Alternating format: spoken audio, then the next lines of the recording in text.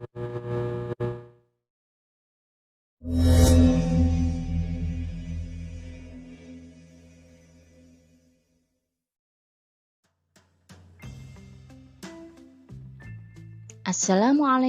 warahmatullahi wabarakatuh. Bagaimana kabarnya anak-anakku semuanya? Mudah-mudahan kalian dalam keadaan sehat walafiat dan tetap semangat.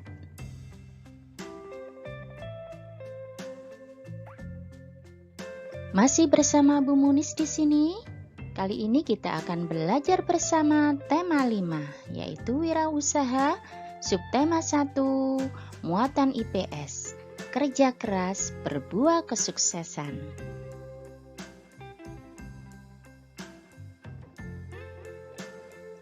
Pelajaran kita kali ini kita awali dengan posisi dan peran Indonesia di bidang ekonomi dalam lingkup ASEAN.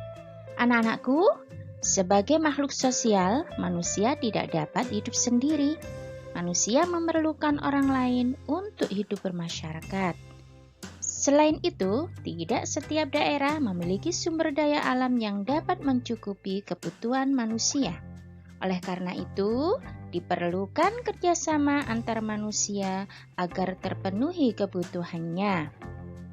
Sebagai contoh, kerjasama Indonesia dengan negara-negara ASEAN dalam bidang ekonomi.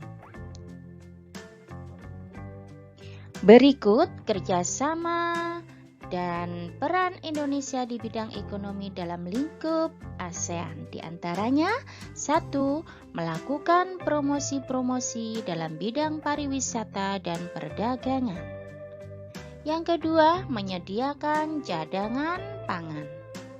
Yang ketiga, menyelenggarakan proyek industri. Dan yang keempat, membuat kawasan perdagangan bebas atau ASEAN Free Trade Area atau biasa disingkat dengan AFTA. Apakah itu AFTA? Perhatikan dan simak penjelasan Bu Guru. AFTA merupakan bentuk kerjasama negara-negara ASEAN di bidang ekonomi. Kerjasama tersebut berupa pengelolaan produk-produk lokal yang ada di negara-negara ASEAN. Bagi Indonesia, kerjasama tersebut dapat meningkatkan pendapatan negara dan mengurangi pengangguran.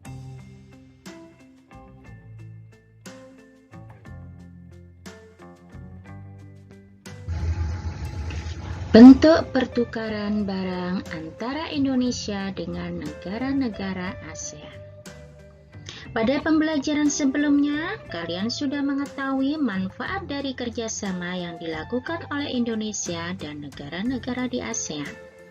Sebagai salah satu pendiri ASEAN, Indonesia memiliki peran penting, terutama dalam kerjasama di bidang ekonomi. Indonesia melakukan pertukaran barang dengan negara-negara di ASEAN. Tujuan pertukaran barang tersebut adalah untuk meningkatkan hubungan kerjasama dan juga memperoleh keuntungan. Adapun bentuk pertukaran barang antara Indonesia dengan negara-negara ASEAN antara lain 1. Pertukaran sandang. Indonesia menjual batik-batik buatan perajin Indonesia ke negara-negara di ASEAN. Indonesia juga mengekspor kain wol dan kapas yang merupakan bahan baku pembuatan pakaian. Indonesia mengimpor mesin-mesin pembuat pakaian berskala besar dari Singapura. Jadi di sini Indonesia selain mengekspor juga mengimpor. Anak-anak masih ingat kan pengertian ekspor dan impor? Kalau ekspor itu mengirim barang dari dalam negeri ke luar negeri. Sementara impor itu adalah mengirim barang dari luar negeri ke dalam negeri. Indonesia juga mengimpor benang sintetis dari Malaysia.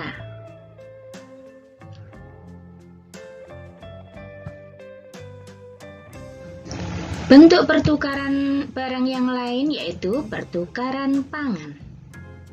Hasil pangan Indonesia seperti tepung tapioka, lada, dan kina diekspor ke Singapura.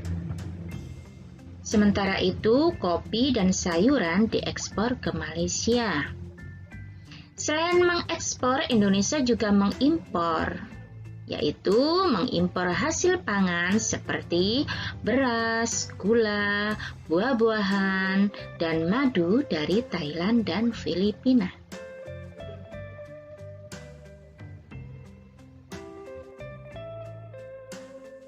Anak-anak, bentuk pertukaran barang yang lain yaitu pertukaran papan. Hasil hutan Indonesia seperti kayu banyak diekspor ke negara-negara ASEAN, seperti kayu jati ke Malaysia, kayu lapis ke Thailand, dan kayu mahoni ke Singapura. Selain mengekspor, kita juga mengimpor. Semen putih sebagai bahan baku pembuatan rumah kita impor dari Filipina. Anak-anak, selain dalam bidang sandang, papan, dan pangan, Indonesia juga melakukan kerjasama dalam bidang pertukaran barang tambang.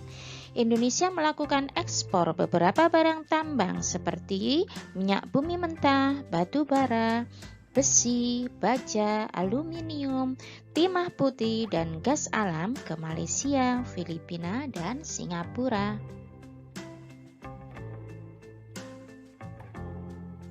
Demikian anak-anak pembelajaran kita hari ini. Mudah-mudahan dapat dipahami.